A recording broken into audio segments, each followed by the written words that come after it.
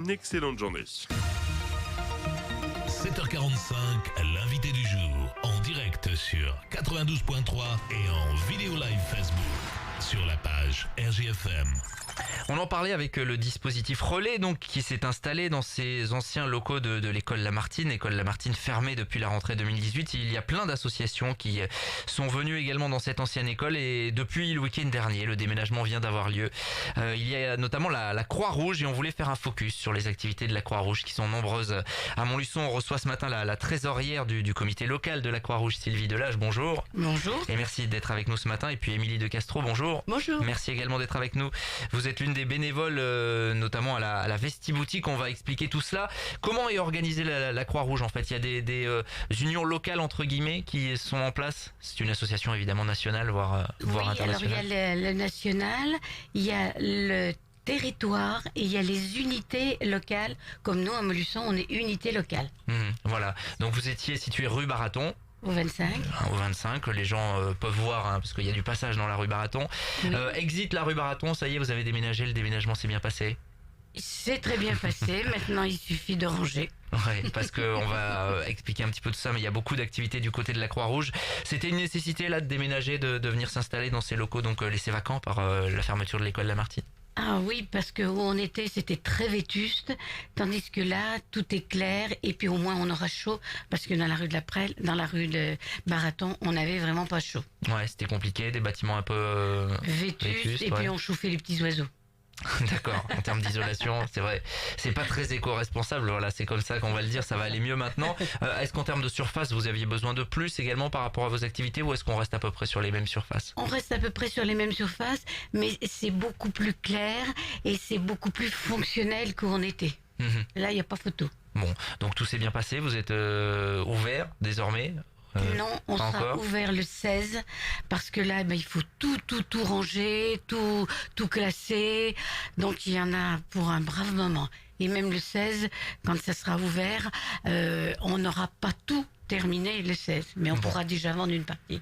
On vous laisse une petite semaine pour vous préparer fait. évidemment et pour venir découvrir les activités de la Croix-Rouge. Alors c'est vrai que la Croix-Rouge, on en entend souvent parler, mais je pense que si on pose la question à beaucoup de gens, vous faites tellement de choses en fait que c'est difficile à définir. Expliquez-nous un petit peu sur l'unité locale de Montluçon. Ce que vous faites. L'unité locale de Montluçon, il y a la partie secouriste, la partie formation, la partie vestiboutique et la partie FLE qu'on appelle, c'est français langue étrangère. Autrement, on peut pas faire l'alimentaire, on n'a pas ce qu'il faut pour faire l'alimentaire. Donc si on reprend un par un, l'aide aux précaires notamment avec la vestiboutique, Oui. Comment ça marche exactement? Alors la vestiboutique, elle est ouverte à tous. Les gens peuvent venir, il n'y a aucun souci, ils peuvent acheter tout ce qu'ils veulent. Et on a aussi, on travaille beaucoup avec le CCAS de Montluçon et les assistantes sociales. Et les gens arrivent avec des bons et on leur donne de la marchandise. Autrement, on vend très très peu cher évidemment parce que c'est tous des dons qu'on reçoit des clients. Ouais, justement, j'allais poser la question à Émilie, qui est l'une des bénévoles mobilisées sur cette vestiboutique. Les vêtements, donc ils arrivent, c'est des dons en fait de particuliers? Oui, nous recevons les dons et à partir de là, eh bien, nous les dispatchons dans la vestiboutique. Et évidemment, lorsque les gens viennent, eh bien, on leur propose à des prix très très réduits. Voilà. Et on les accueille, nous les écoutons, bien entendu, c'est notre rôle aussi. Hein. Et puis, nous faisons en sorte de les mettre dans de bonnes conditions.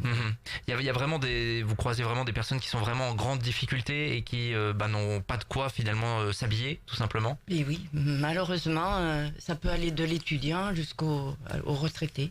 C'est une palette de personnes qui sont vraiment dans la misère Ouais. actuellement.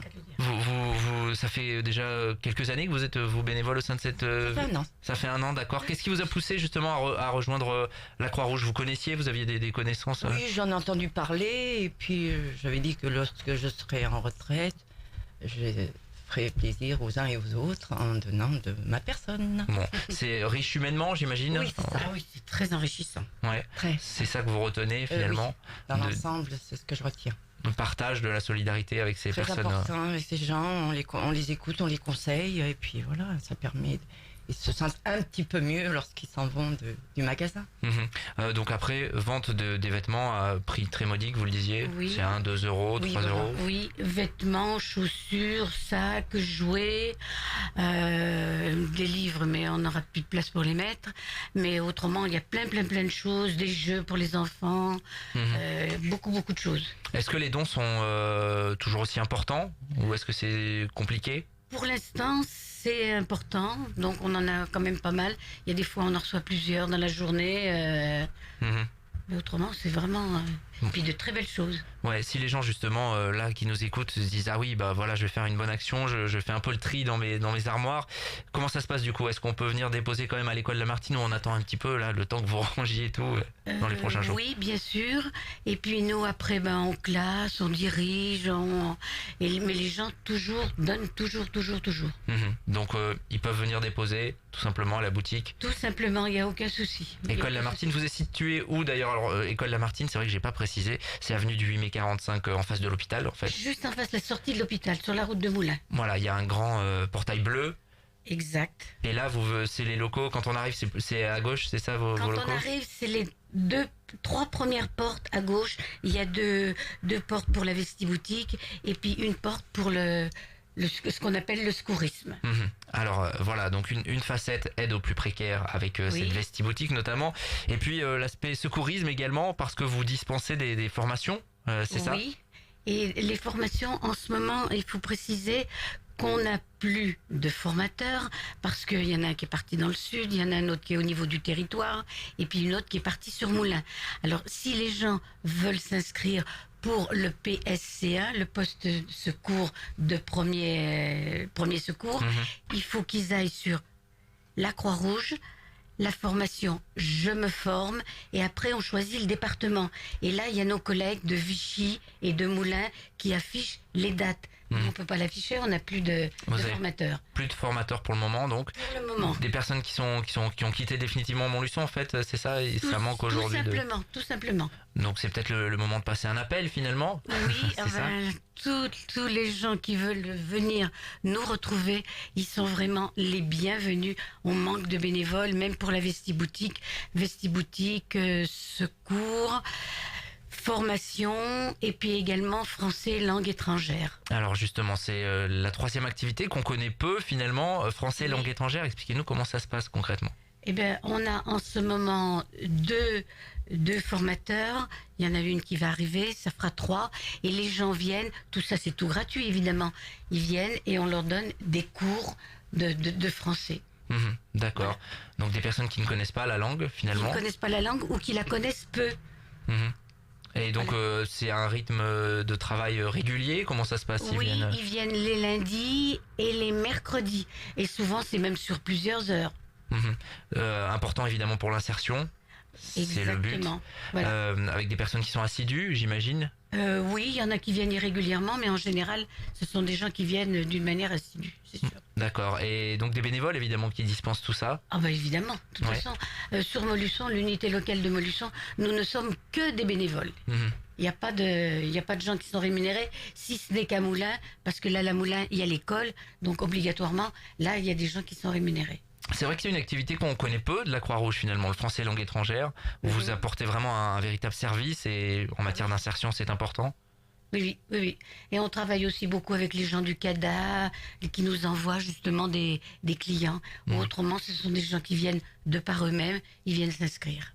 Donc il y a la démarche déjà qui est faite. Exact. Et ça, bien évidemment, c'est très important. Donc pour les gens qui veulent se renseigner, ils viennent vous voir? Comment ça se passe? Ils viennent nous voir, on leur fait remplir un dossier. Ils ont une cotisation à payer, mais il y en a 66% qui sont déduits des impôts. Et si on pouvait avoir des bénévoles, je vous garantis que c'est vraiment les bienvenus. L'appel est lancé. Quel type de public justement vous recherchez? Donc vous, Émilie, vous vouliez vous engager après la retraite, une fois la retraite venue, vous êtes dit je vais prendre un peu de temps pour les autres finalement? C'est exact, oui, c'est ce que je fais actuellement d'ailleurs. Et puis ça se passe bien, il y a surtout du dialogue, voilà. Le dialogue c'est important. Et puis sinon, la vente des vêtements, ou le pliage des cadeaux actuellement. Alors justement, oui, on est dans la période de Noël, évidemment les associations souvent vous attendent à la sortie des magasins, n'hésitez pas à laisser la petite pièce, évidemment, vous êtes où, vous?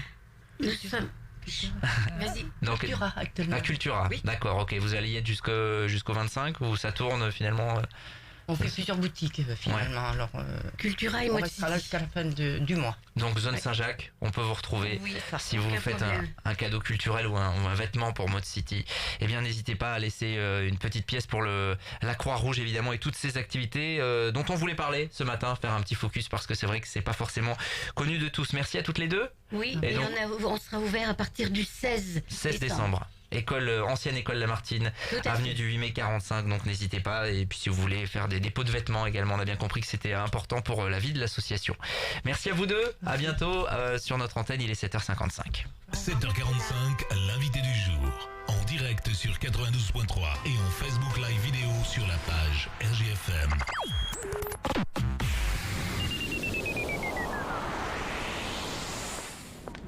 Liquidation chez Jérémy Chaussures à Commentry. Venez profiter des bonnes affaires.